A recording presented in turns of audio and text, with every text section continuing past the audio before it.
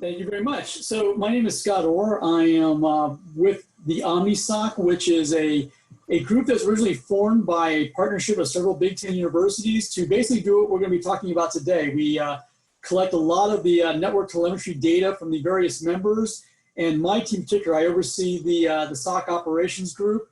We look through all that data for possible badness, and if we see it, we report back to the various members to help them mitigate those exposures. I have been at IU for my entire career, which is far more years than I want to admit, but I can say that I've been at the Indianapolis campus and I was there when we got the internet connection. And with that, I'll go ahead and turn it over to Mark to introduce himself. Hi, I'm Mark Krenz. I am a Chief Security Analyst at Indiana University's Center for Applied Cybersecurity Research. Through them, I work on the research SOC, where I'm the CISO. I also work on the Trusted CI project, which is also affiliated with SGCI, where we help out with cybersecurity matters there. I've been at IU for about 8 years. Prior to that, I was a system administrator for 15 or so in small business, large enterprise, and a military facility.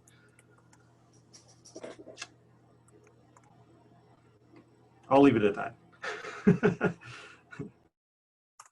Well, let's go ahead and get started then.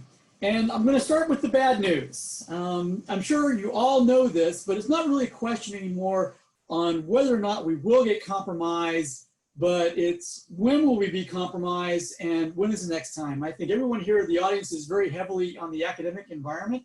So that should probably come as no surprise to all of you because you look at our user base, it's very diverse. We have faculty, we have staff, we have students, they all bring in their own equipment, they all run their own software of choices, and it's a very open sort of environment. And of course, because of that, IT staff, security staffs don't really have a good handle on everything it is that's out there, and it's constantly changing. And so it's virtually impossible to protect against every possible attack surface that's out there. And from the attacker standpoint, all they can do is find one hole in the environment to get in. And so that's, pretty discouraging. In fact, from our standpoint, a lot of times you think, well, we really cannot win. However, it has been my experience that we can. And here is the reason why, is that while it's true that attacker only has to find one door to get in, the reality is that compromising a system or compromising a set of credentials is only the first step in a larger attack that a bad actor is going to use against us. And so while they're in our environment and they're trying to get to their end objectives, they now have to be 100% perfect, because if we as security professionals are watching, we're watching our networks, we're watching our system logs, these attackers leave clues behind that we can detect. And if we can stop these attackers before they get to their end objectives, we win. So to kind of talk about this and make it kind of clearer, I kind of want to take a look at initially on what an attack looks like. And as a good model for that, I like using the Lockheed Martin cyber kill chain. Maybe many of you may be very familiar with this. At the very beginning of that, what you have is reconnaissance. If you're being targeted specifically, not one of these targets opportunity where someone's just scanning you to death, but a group who really wants to get into your environment, they're going to do a lot of their homework ahead of time. They're going to do some stuff very passively. They're going to look at your websites and other websites that have information about you. They might scour LinkedIn and social media to gather as much information as they can. They may also go and do whois queries to gather information about your network and your DNS servers. And once they have their DNS servers, start doing queries there to start mapping your environment. All this stuff we probably are not aware of. Even with DNS queries, while we could be logging those, there's so many queries for our environment as they would just blend in as natural traffic. Now they can get a little bit more active in their reconnaissance. They can do ping sweeps of our environment to get a good feel of all the systems that we have. And furthermore, they could do port scans and banner grabbing. And if they're really pursuing us, they could do vulnerability scans too, although many hesitate to do so because those can be very noisy. Now, based upon all the information that they've gathered, they're going to devise their plan on how they want to try to get into our system. Now, this could be through, if they're looking for credentials, they could be looking to create some sort of phishing message, and maybe on the back end creating a web portal that mimics an application or an authentication portal that you have to get to your environment. Otherwise, they might have some malicious software that can wrap around either a Trojan horse or embed code into document files that if they send that to particular people within your organization and get them to click on it, that can give them that open door. Of course, once they've done all that, then they've got to get it to you. Email is one of the huge vectors we see for a lot of this stuff, so it may include an attachment that has this malicious file in there. If it's phishing, they may make something that looks very, very legitimate that has a link that guides you to this mimic site there. Sometimes if they're geographically local to you, maybe to get you to open a file, they drop a USB drive that has some of these files, because surely, especially with students, they're going to pick up a USB drive, they're going to throw it in their laptop, and they're going to see what's there. But just because our payload as an attacker gets delivered, it doesn't mean that your system's been compromised yet. They have to actually open the file or go to the website and provide their credentials. And at that point, this is that exploitation. This is that compromise that was on the first slide that I had. Now they're into the system. However, unlike what Hollywood would have us believe, that is not the end-all, be-all. That is just their initial beachhead.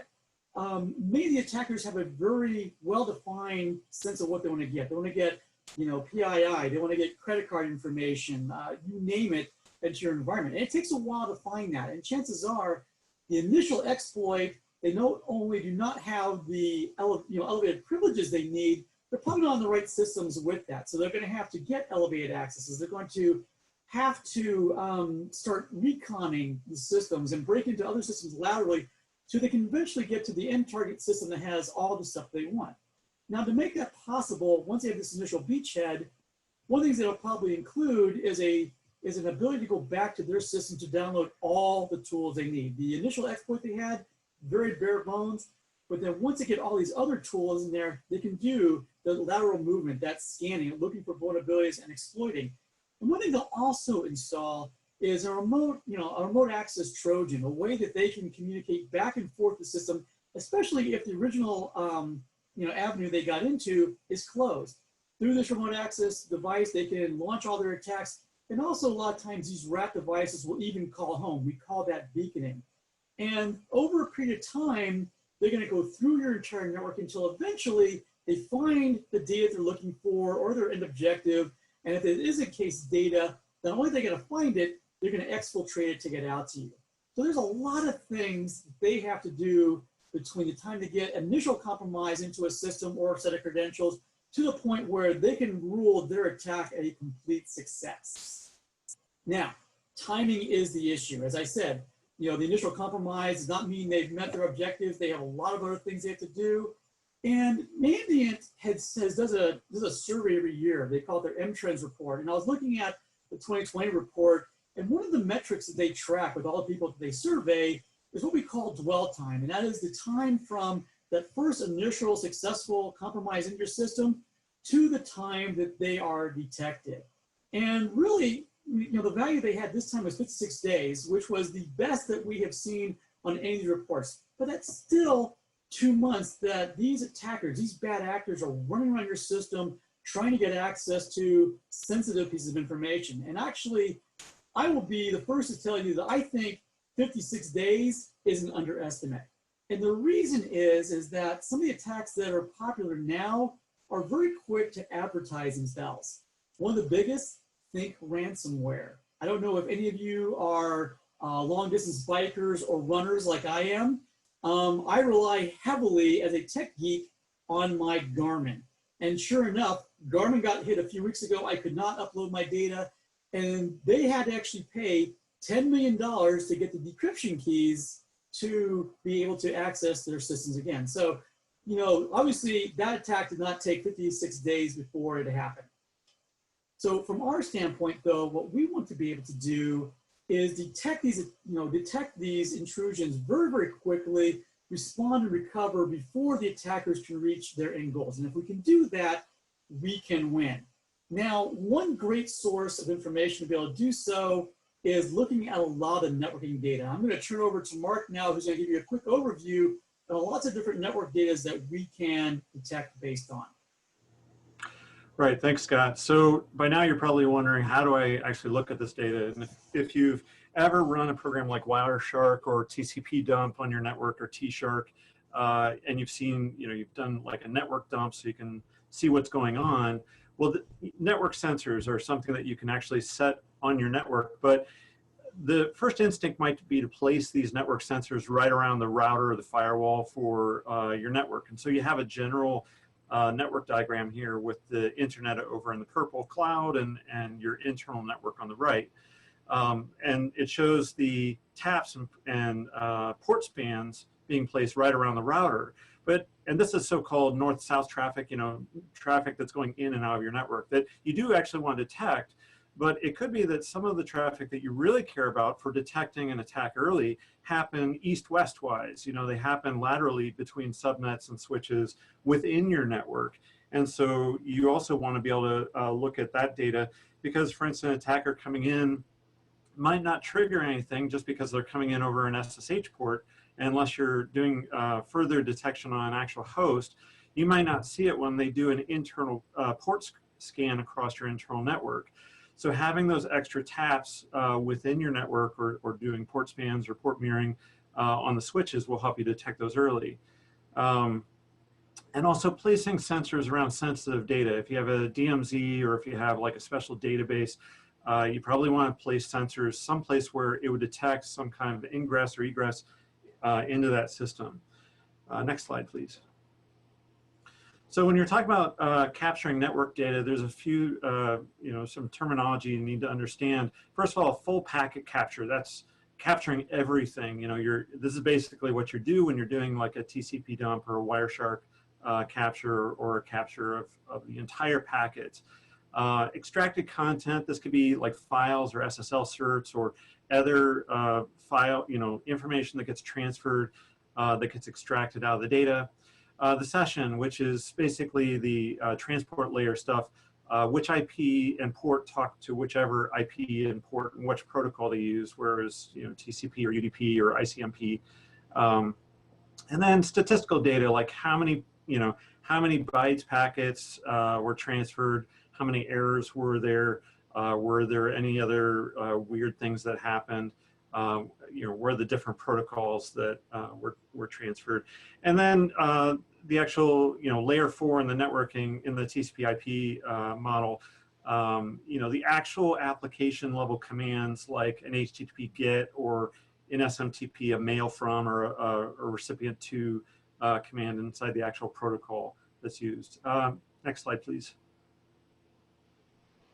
So now you're drowning in data. You have to make some decisions to make this feasible based on your goals and the time that you have, because you're not going to be able to look at all of it. Next slide.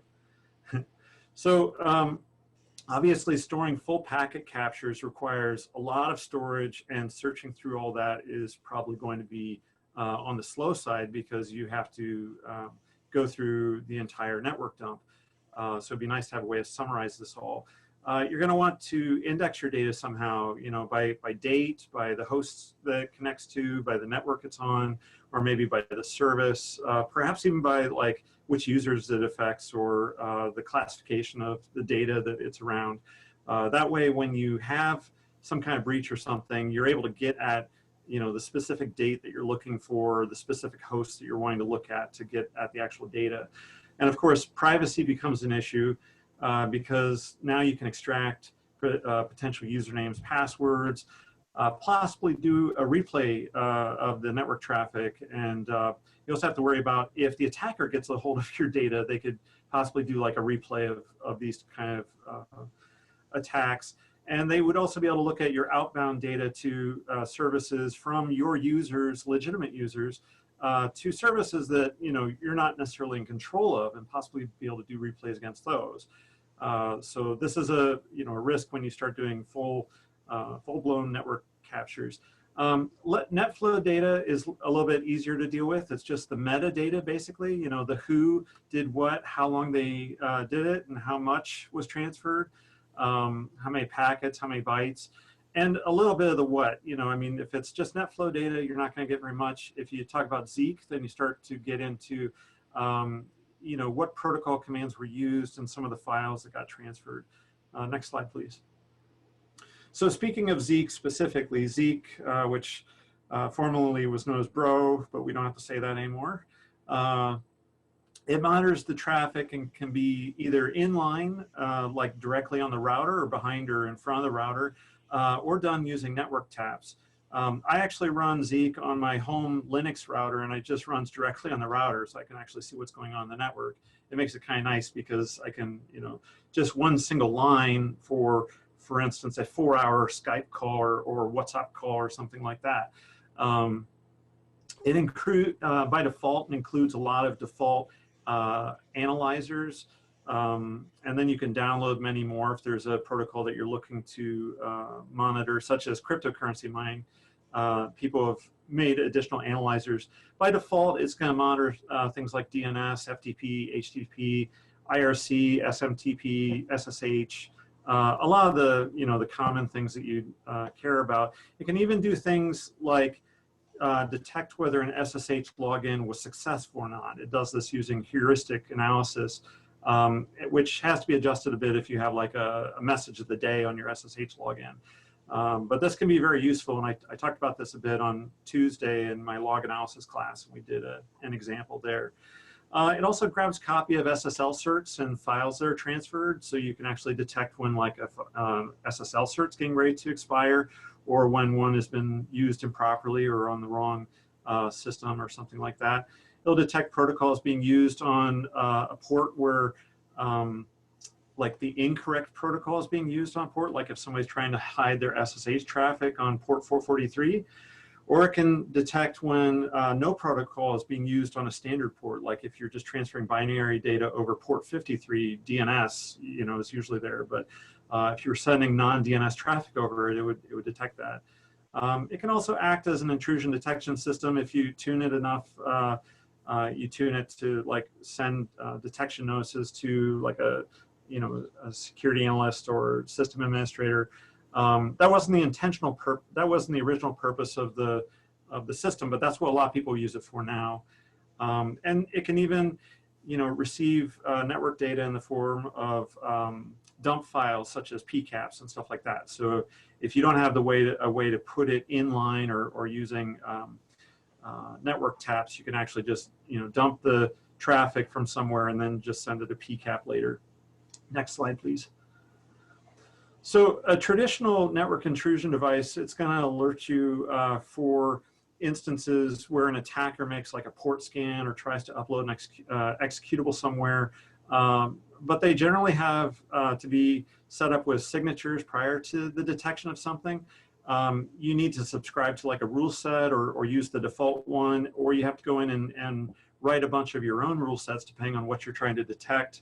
And of course, this can take some time.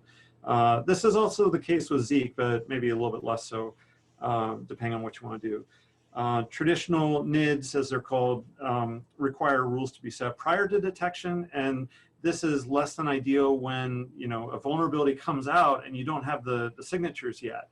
One advantage that you have with something like Zeek is that you can go back later and you can actually search for exploitations of vulnerabilities before they were released to the public. You can go back several years if you have that much data. So that the signatures might be set up to detect something like an SQL injection attack, maybe BitTorrent traffic existing on your network. You're just trying to stop BitTorrent traffic in some way, or maybe abuse of VoIP, or VoIP going to coming from non-phone devices or something like that. There's a variety of things that can go on and on. Some content in your web data maybe is being making use of specific domains that aren't supposed to be used, so it detects like a DNS query for a domain that's outside your policy. You might try and detect policy violations in general, like social security numbers or credit card numbers being transmitted over SMTP. That's a good one that a lot of people do. And then you can try to block this data in real time, and this is what's called a network intrusion prevention system. And so these are set up oftentimes inline on the network, but they could also have an API back to the firewall that's inserting a rule in real time.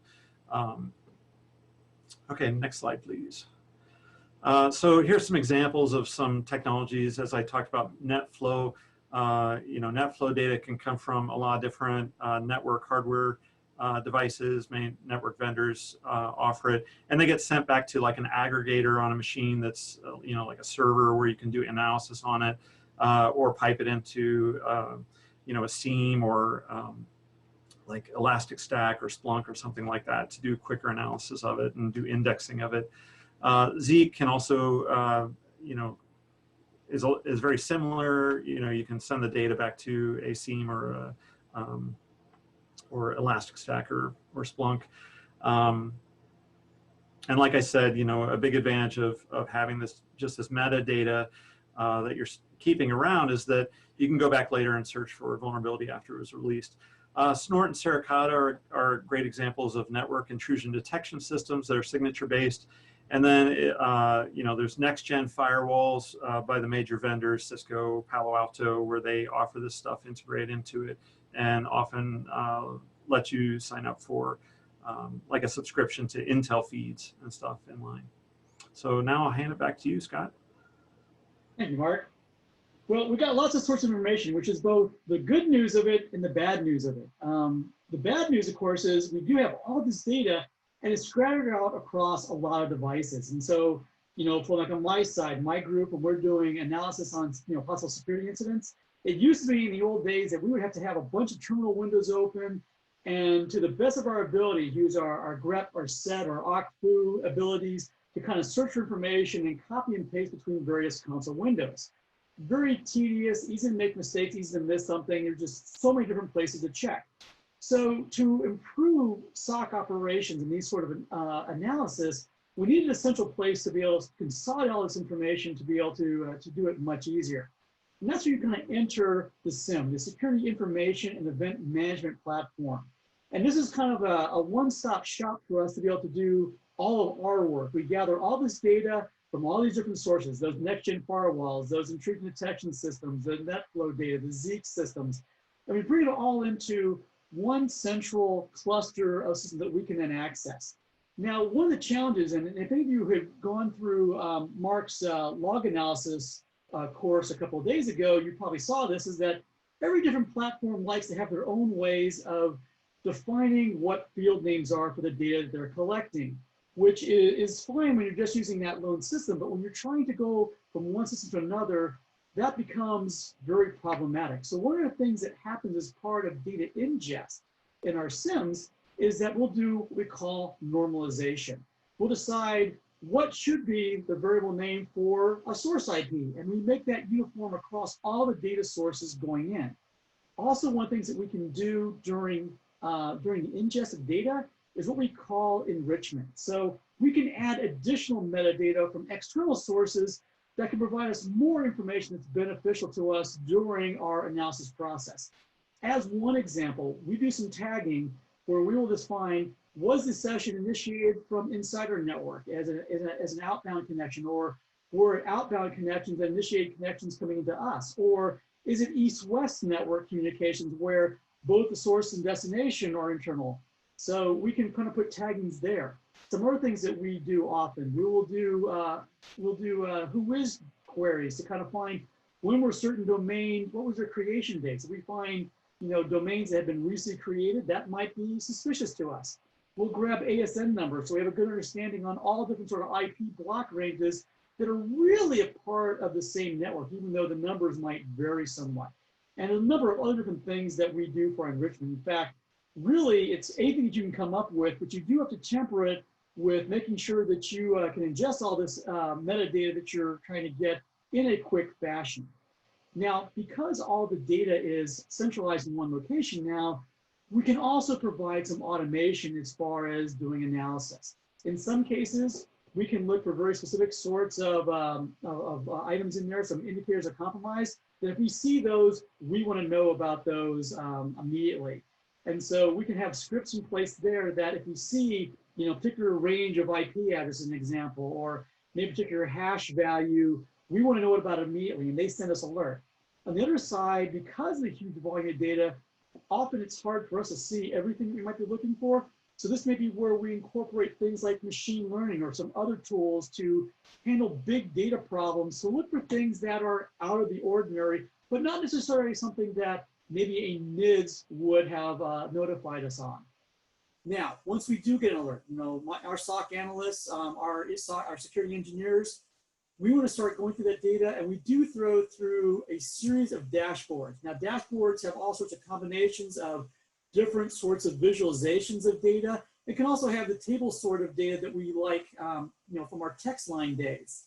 Now, the nice thing also with these dashboards, it has a very extensive search capabilities and filtering, and so that we can kind of pivot into a very narrow data set, or if you see something, we can pivot out to see maybe a particular IP address, who else is it talking to? So we can go in and out based upon how our investigation goes. And this basically looks to a series of network forensic sort of analysis. We get one piece of information, maybe one alert that says, hey, something here is interesting you want to take a look at. And because we have all this data collected, we can sort of do that whole timeline, who talked to what sort of traffic was going on. Maybe if we had the visibility in there, what specific was in that traffic that was being passed, to try to piece together to the best of our abilities what was going on. And of course, if this turns out to be something that is malicious in nature, then we can get with the incident response teams, and so they can then go about mitigating and recovering from these sort of issues that have happened in our environment. Now, another capability that this has is we do have all of our logs going in there. If we have to hang on to certain logs for various periods of time because of regulatory constraints, we can use the SIEM as a mechanism for compliance. It also is a good mechanism because it's centrally located that we can handle our data retention and how long that we retain that data. Now, there's a number of really good SIEMs out there. Obviously, I can't really mention them all, but there's two that come to mind to me immediately because I see them in a lot of the people that we support in the OmniSOC. Splunk is one commercial one that's used very heavily out there, very popular. We've been using it at IU, although I think it is phasing out somewhat. And within the OmniSOC, we actually use a freely available piece of software called Elastic. It used to be known as ELK, the ELK stack, but there's so many more things there than just those three components that they just refer to it as the Elastic stack now. In fact, because that's freely available, there are Linux distributions out there that, along with things like Suricata and Zeek, incorporate Elastic. So you could actually deploy those in your environment to have a ready-made to go network monitoring, security monitoring sort of environment. In fact, one of those examples is Security Onion. I'm going to show you just a couple of slides really quickly with screenshots from a security instance I have had running in my environment. Now, I'm not going to go through in detail on what some of these particular dashboards have, just because we just don't have the time. But I just want to kind of show you a little bit just how quickly and useful they are for what they show visibly. This is kind of an overview dashboard that we have, and a quick glance at the upper right, you'll see this big blip. In my environment, to generate that, I was actually doing a full-fledged vulnerability scan against one of my systems. And so if I were looking at this and I saw that big blip of data, I might say, all right, what's going on with that? And one of the things that I notice is a lot of communication, some of it's web. And so on the left side, I have a lot of different other dashboards I can go to. So one I might go to, which is similar to what Mark was just talking about, is I might look at the Zeek connects, which is sort of that kind of Netflow things, and see, who are my top talkers? Who are the ones that exchange remote bytes, the big sessions, and look at that. What was the session protocols that was most common, which in this case was, web traffic on port 80. And based upon that, I might then go to another dashboard that is specifically focused on web traffic. And in like this case here, I can see that, most of the things that were going on, because it was a scan, we got a lot of not found errors, but we got a lot of other OKs. Most of the methods that were being used were gets. If I were to scroll down this particular screen here, I would also see some other things that were valuable to me. What were the actual URLs that were being used? Also, another piece of metadata which is useful if looking at web traffic, what were the user agents? And I'll talk a little bit more about some of the values that user agents might have as an example a little later on.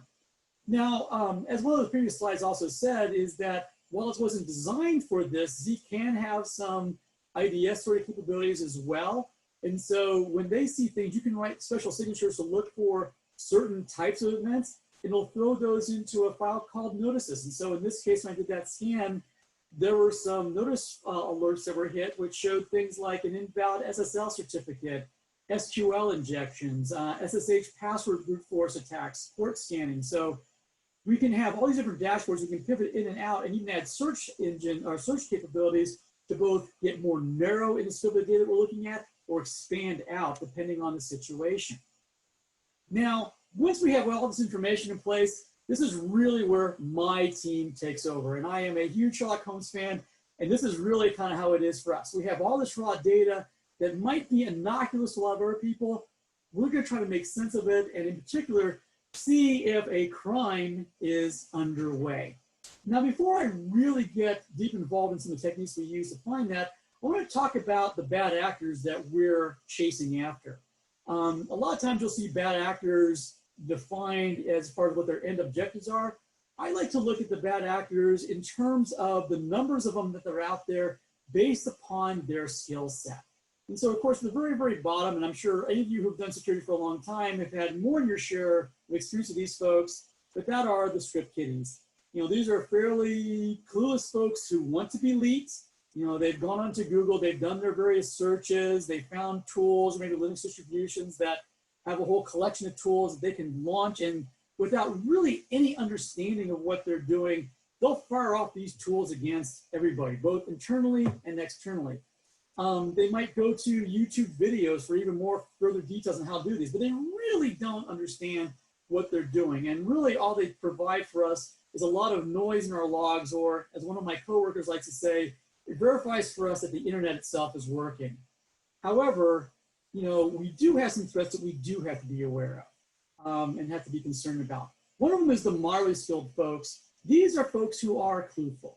You know, they understand networking really well. They understand operating systems. They understand security vulnerabilities, and you know, they know how to use in great detail a lot of tools that are out there. They follow things like full disclosure lists, and maybe they're even writing their own tools, or they're creating their own videos to teach others how to use you know, these sort of things to launch their attacks. So, you know, they're out there prevalent. They're really hitting on systems, and they are fairly knowledgeable.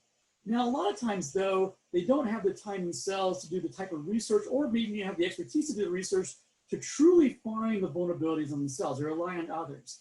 And often, this is what we call the aggressive threat group. Now, sometimes these aggressive threat groups, they're legitimate good guy folks. These are your security research centers. We have them at IU who are doing things like reverse engineering. They're doing all sorts of different sort of testing. They're doing malware analysis to understand exactly how things work, or finding new vulnerabilities which they publish.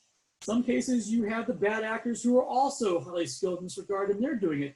The difference being, many times they may not be sharing some of their tools because they have their own uses for those. And at the very top of our threat pyramid, we have what we know are the APTs. I'm going to spend a few moments on these folks.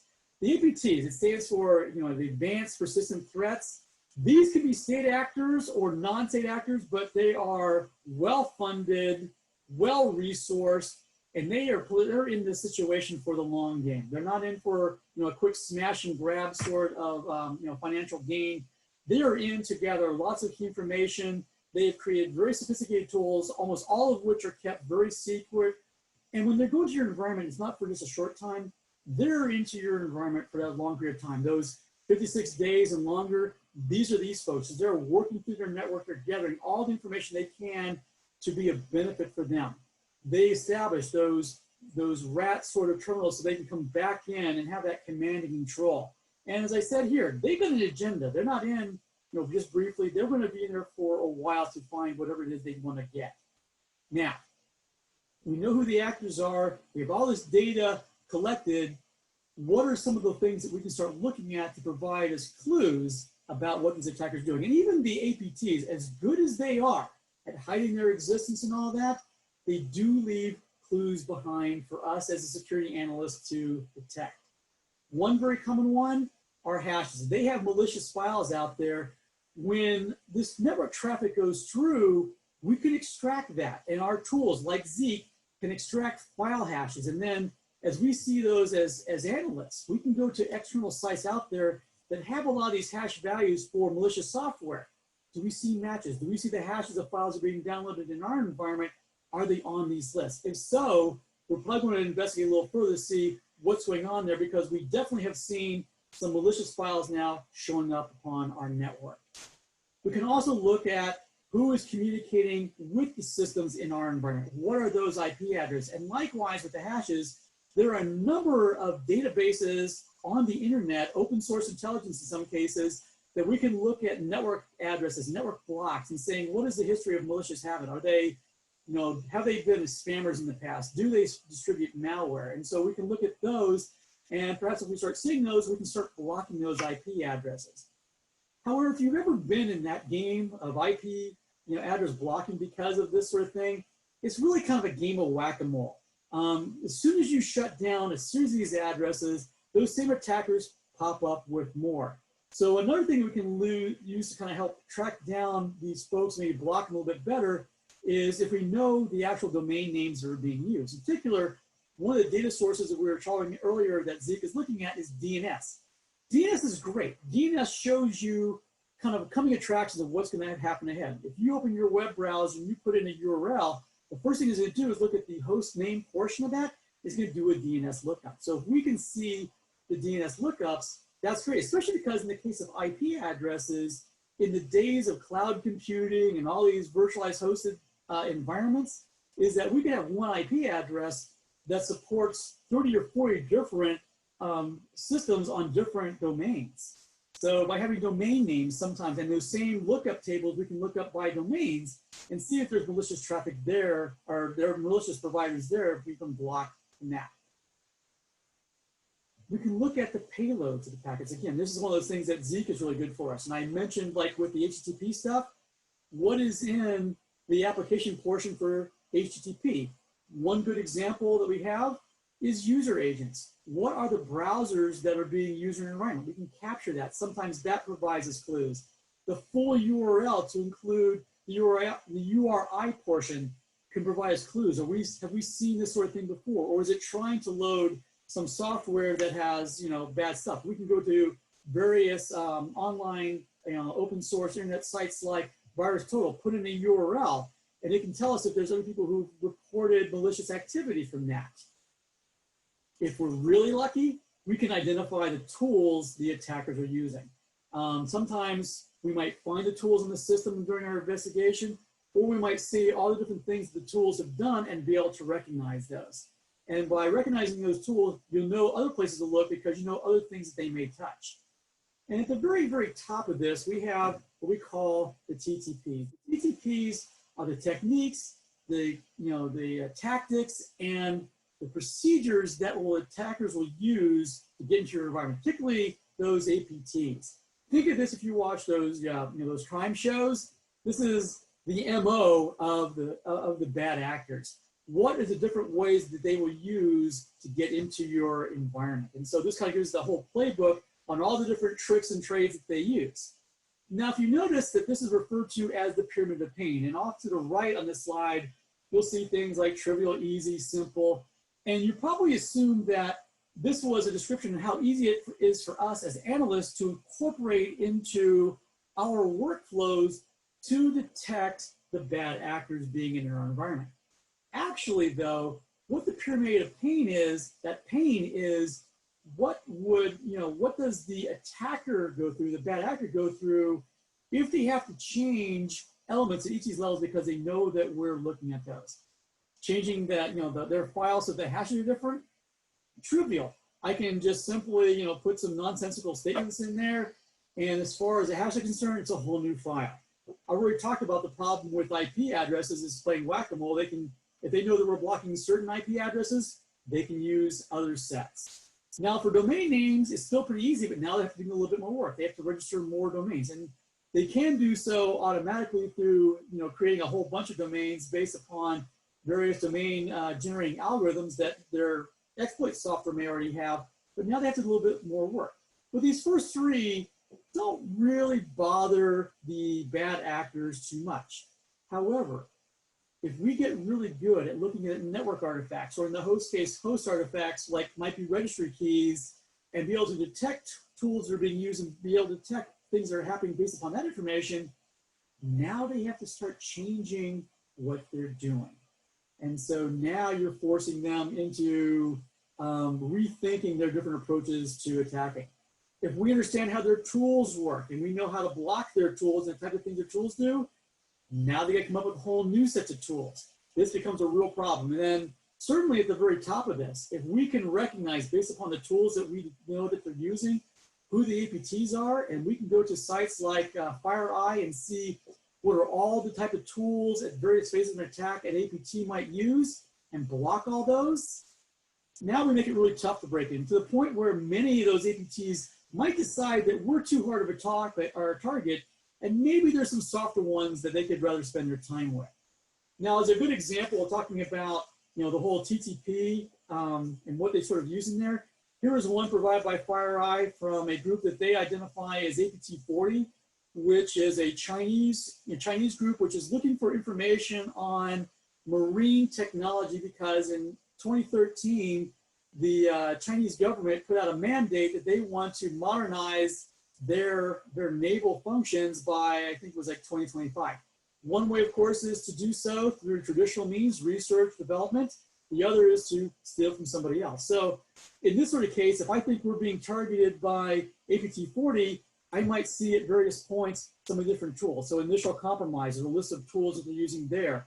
Once they get a foothold, there's some tools. If I start recognizing these, I can then start looking for other occurrences of these tools at further up the chain to see just how far they got. And I can start blocking them out. Again, my goal is to get it to the point where I get them off of my system before they hit their mission complete. Now, we'll take it back into our environment and where we start when we're doing investigations. And particularly some of the items on the left, this is where we have our tier 1 analysts go.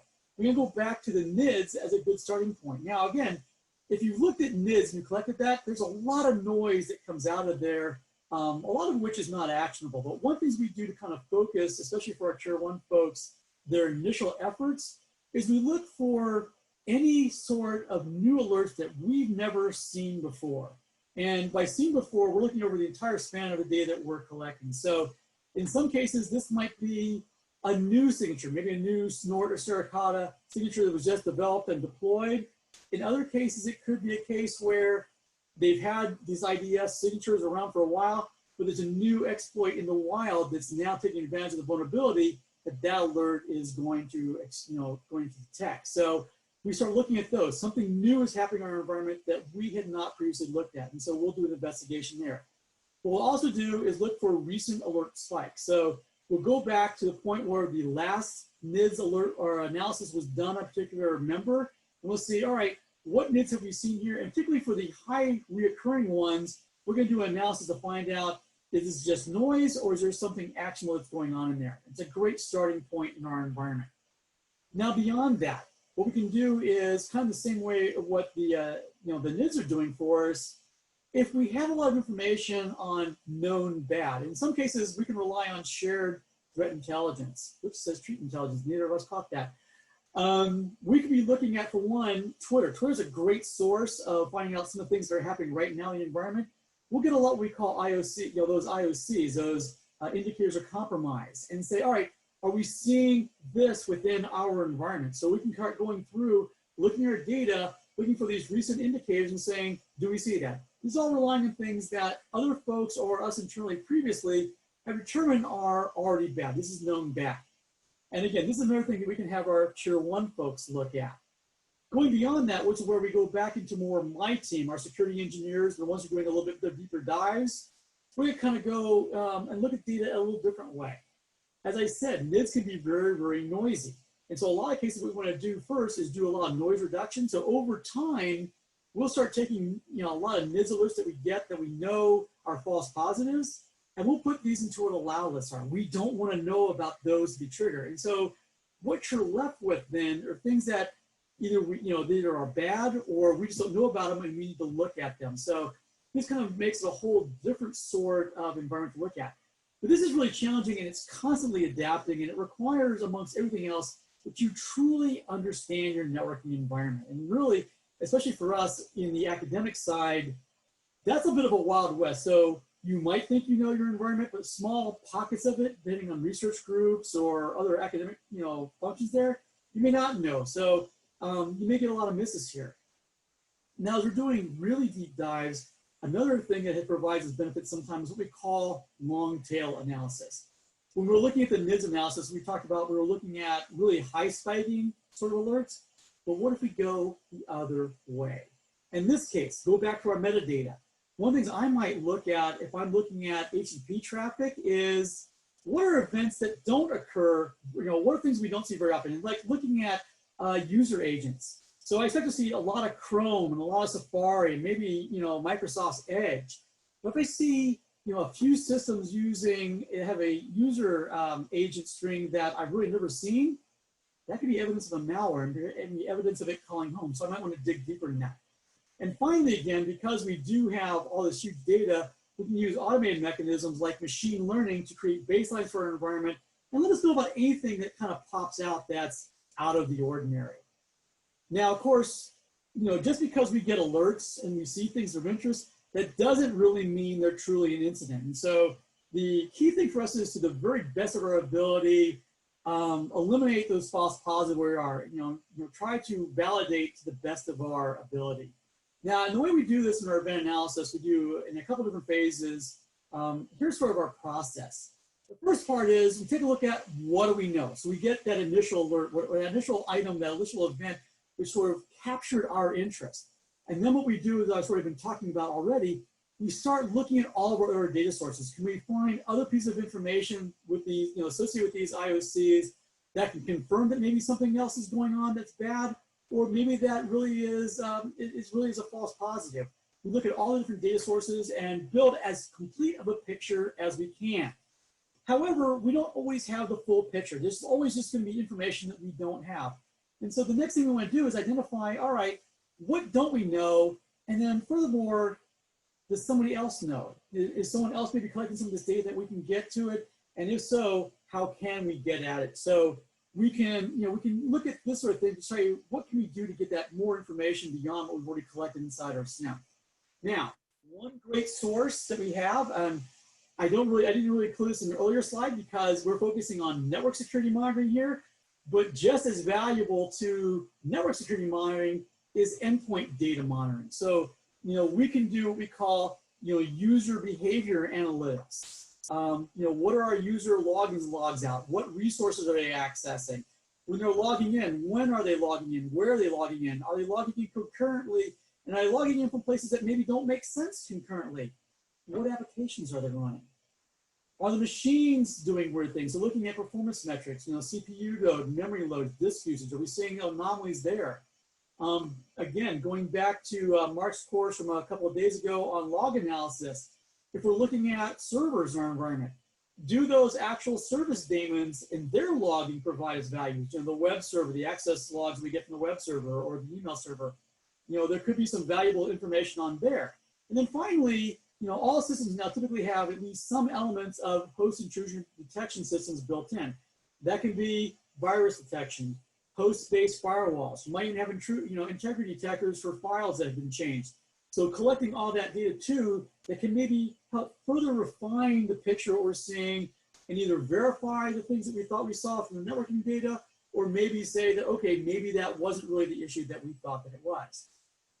We can also, and I've been mentioning this already, go to external sites. There's a lot of Intel sites out there, both open source and commercial, that we can utilize to check against the information that we're seeing, the values that we're seeing. And again, I mentioned out there are huge repositories for looking up hashes and IP addresses, domain names, URLs, bad SSL certificates. And so we can go to open source ones. There may also be commercial ones out there. Many of you are probably Red ISAC members.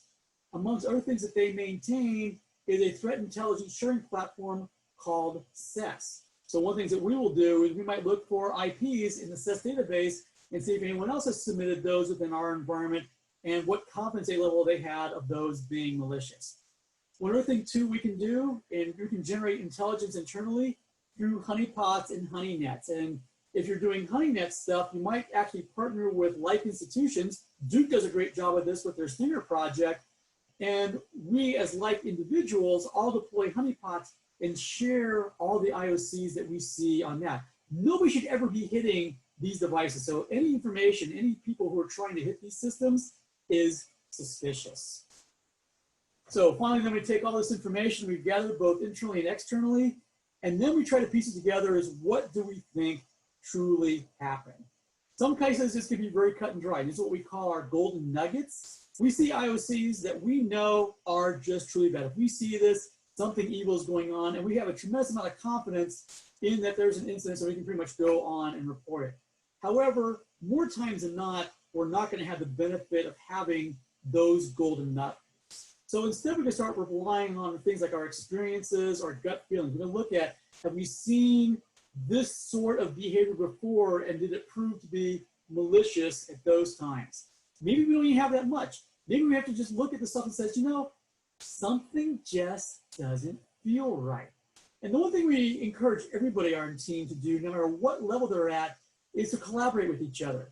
The more eyes on something, especially when you're unsure, the better. So if I'm looking at something and I'm just not sure about it, I'll ask my other security engineers, hey, take a look at this. What do you think? And so we all kind of collaborate and come up with, to the best of our idea, what we think. Is it an attack or is it a false positive? And that gets to be the very bottom part here, is we got to kind of make the determination of how much we're certain about, how much we're guessing about, how confident we are, and then make a decision. Do we report? Do we not report? If we report also, we want to kind of let the incident response handlers kind of know how confident we are in what we're finding. So we'll give them some sort of confidence level. And we keep it very simple within our group. It's either high, medium, or low. And they can use that to temper just how certain we feel that an incident has occurred. Now, there are going to be incidents. And I really hate to confess this, but in full disclosure, especially the first few times when you're doing this as a security analyst or engineer and you find one, this is exactly how you feel. You feel, you know, after doing a lot of false positive, you have found something that's legitimate, you feel that you're finally providing value add to your environment. So once you have found this, what do? Well, the obvious thing I've just mentioned is you share all the pertinent information with your incident response teams so they can mitigate that vulnerability. The other thing that I will suggest that you do is you follow up with those IR groups. Check back with them later on. Was it an actionable alert that you provided them with, or an actionable ticket? If it wasn't, if it was a false positive, why was it a false positive? And the reason you're doing this is for refinement. If it was actionable, now you've got a new set of IOCs that you can add to your repertoire as saying, these are possibly golden nugget style IOCs. We see this, chances are things were bad, they certainly were bad in the past.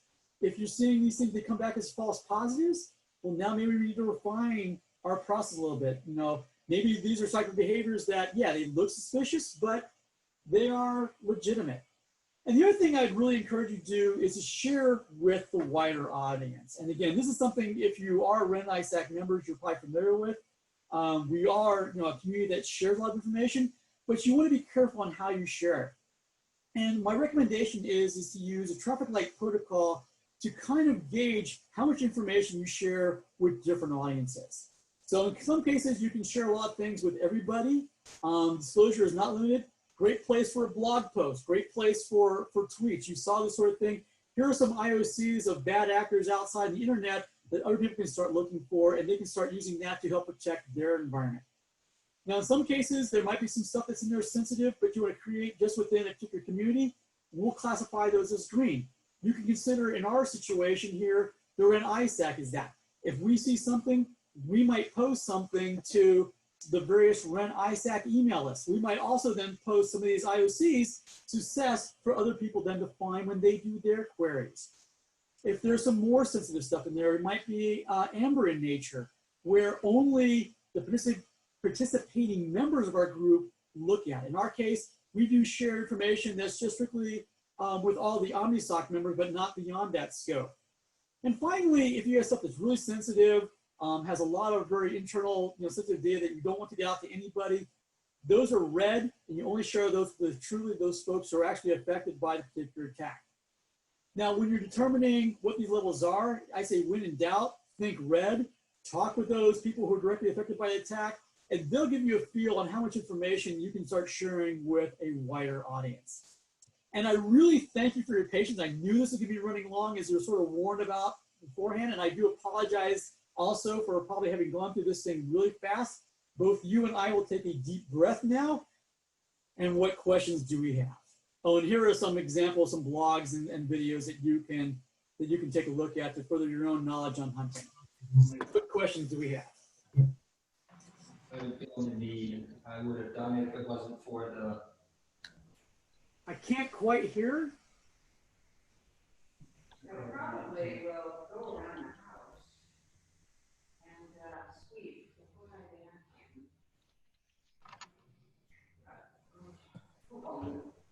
But I don't believe You won't find it if I vacuum, that's the thing. I don't believe it could be attached. Sounds more like background noise. Yeah, I think it's just an open mic. I wasn't sure if we were getting questions or if I've just knocked everybody out by the speed at which I cover this material. And I, again, do apologize in advance. I wanted to get through a lot of material. I knew we had a very short window, and I was watching my clock ticking. So I do apologize for the very, very high speed presentation. This is normally an hour and a half, but I do it by myself. Yeah, and just a heads up, I unmuted everyone because I talk faster than I type, so I figured maybe the same for most of us out there. So, well, one thing I would encourage everybody to, if you do have questions later on or you just want to chat about these stuff, feel free to reach out to me. I love what I'm doing. I have loved this for 30-some odd years. I also teach at IU as an adjunct faculty in security. So you have my email address. Certainly feel free to reach out to me or Mark with any questions or comments. I'd love to hear from you. Yes, likewise.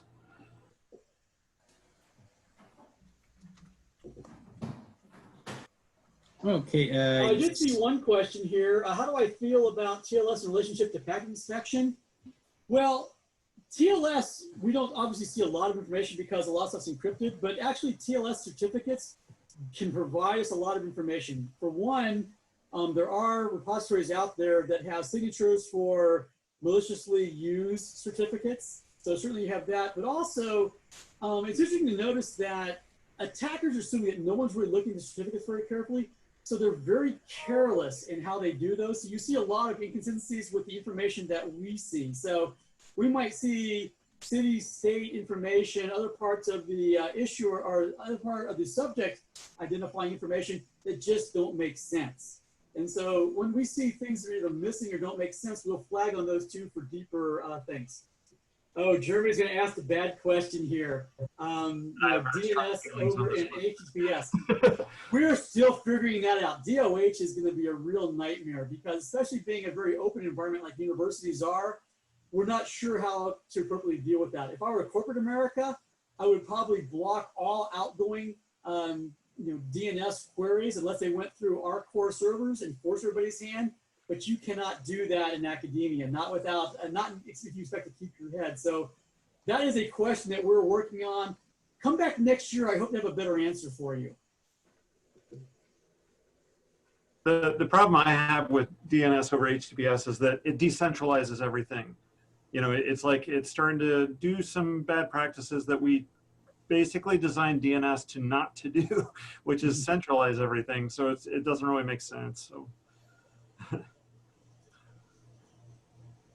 Any other questions we have? Oh, let's see. We filter all encrypted data. Well, I don't, say you'd ignore even the encrypted data. You just have to kind of handpick what you want. Is there any other traffic you'd recommend not inspecting? Ooh, that's tough. I'm of the more the merrier sort of things and just start slicing and dicing from there to see what provides little value. I'm on the other side, whereas I look at what are the data sources that provide me the most value. And I've already sort of talked about DNS. Of course, DOH might ruin that for me. But DNS is one of the big ones I like looking at. I like looking at HTTP stuff because that provides a lot of stuff. I'll look at SSH, SMTP are some of the big ones I do heavily look at. Can we trust 8.8.8.8? I'm not even going to answer that.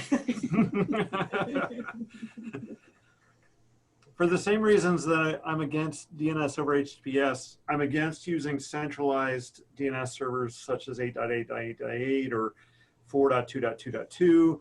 I mean, it's great for when you want to diagnose something, but I think that you're putting too much power in the hands of one centralized authority on the internet.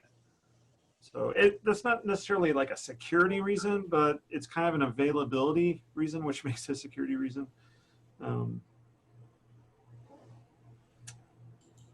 Miss any questions? I think there's one more there from Clem. Alison, he says, Alison Clem, how do you feel about WAFs?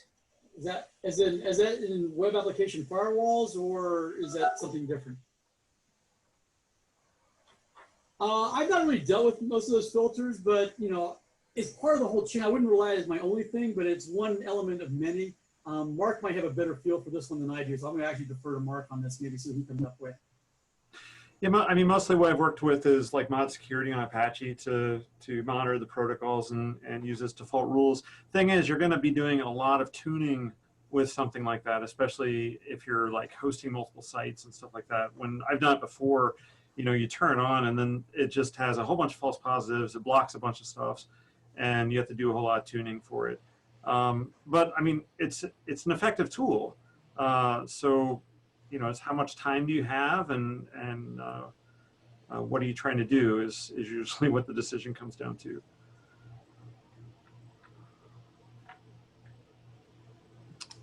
Is there anything else? I think. Well, I hope you found this helpful, and I'll turn it back over to our moderator. Awesome. Thank you, Scott. Thank you, Mark. Thank you for that awesome presentation. And if, like Scott already indicated, if people have questions, you're more than welcome to get in touch with them individually or send them to us, and we'll direct them to them, we'll forward them to them. And as mentioned earlier, the recording of this will be available either before or by September 4th. And the slide deck, I'm guessing, will be available as well on some platform to be forwarded to you at some point. Thank you very much to everyone for attending. Thank you to our presenters, Scott and Mark. Really appreciate it. Thanks, everybody. You've been great. Thank you, everybody.